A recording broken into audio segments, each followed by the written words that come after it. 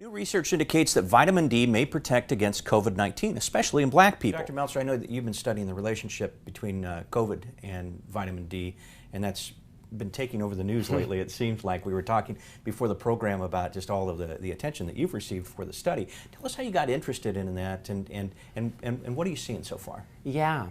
So I had a general awareness of the importance of vitamin D for bone health and that it was important for immune function. But what really got me interested in this topic was an article that I saw that had been published about 2 years ago that showed that patients who were randomly assigned to get vitamin D supplements had about a 70% reduction in viral respiratory tract infections. And I saw this article back in March. At that point, COVID was brand new. We knew it was caused by a coronavirus, knew that was a viral respiratory tract infection. I knew that coronaviruses are common causes of viral respiratory tract infections and thought, boy, maybe vitamin D would work. And so what I did was I went into the records that we have here in the hospital for the patients that we've cared for over the years. And I knew that we had a large group of patients who had vitamin D levels that we'd seen in the past and that they were coming in and getting tested. And so I looked to see whether those patients who had vitamin D deficiency and hadn't adequately been supplemented were more likely to test positive for COVID. And what I discovered is that those patients who were indeed vitamin D deficient and hadn't been treated were almost twice as likely to test positive for COVID. It's fascinating to me, and it's got to be really interesting work and very rewarding from your standpoint. Oh, I mean, this has been fascinating. There are people who've spent their entire career studying vitamin D, and I had not. But now that I learn what there is in vitamin D, I really think it's a fascinating area. And I think potentially really important in understanding how we're going to address COVID. Yeah, so vitamin D is an extremely important, fundamentally important biological molecule that functions much like the Secretary of Defense for the cell. And it regulates the immune system. It regulates and controls the ability of cells to respond to stress and injury, attacks by offending organisms like viruses and bacteria. And it really has an ancient history in biological system dating back over 500 million years. Yeah, I knew when I started this that vitamin D deficiency was much more common in people with darker skin and much more common in areas like Chicago where we don't get much sun. In our original sample, the majority of patients who were coming in and getting tested for COVID were African American. So we knew we had a sample that was heavily African American and thought that that might be the group where we were seeing the biggest effects. But we didn't have enough cases at that point to really study it. So over time, we collected more cases. Our original study was with only 600 cases, and most recently we published a second study with 3,000 cases.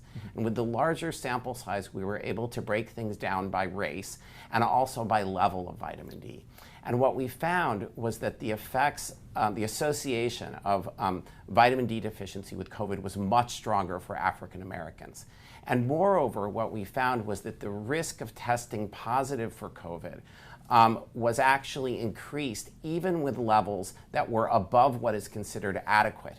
So normally 30 or above, 30 nanograms per milliliter or above is considered an adequate level. And we found that patients who had levels of 30 to 40 nanograms per milliliter of vitamin D actually had a 2 to 3-fold times increased risk of COVID compared to patients who had 40 nanograms per milliliter or more.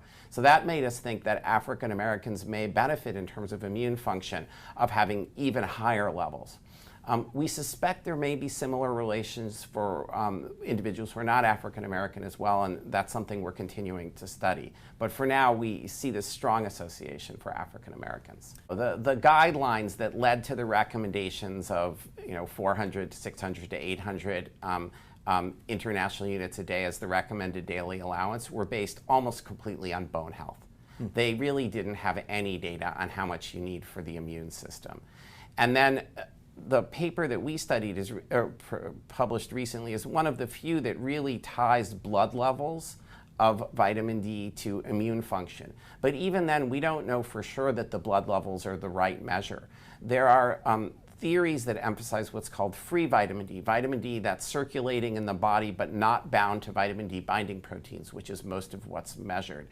And strong reasons to believe that simply taking a supplement, even if your levels don't necessarily go up that much, may be of independent value. So one of the reasons in our studies that the basic comparison is between 400 international units a day and 4,000 international units a day is that we really don't know for sure what the right level is. Nor do we know, frankly, that the level is the perfect measure. It may be that getting daily sunlight, that taking a supplement daily makes such a big difference. I can't help but resist pointing out that COVID got so much worse when it got to the winter. And now it's getting much worse in South America as they're approaching winter.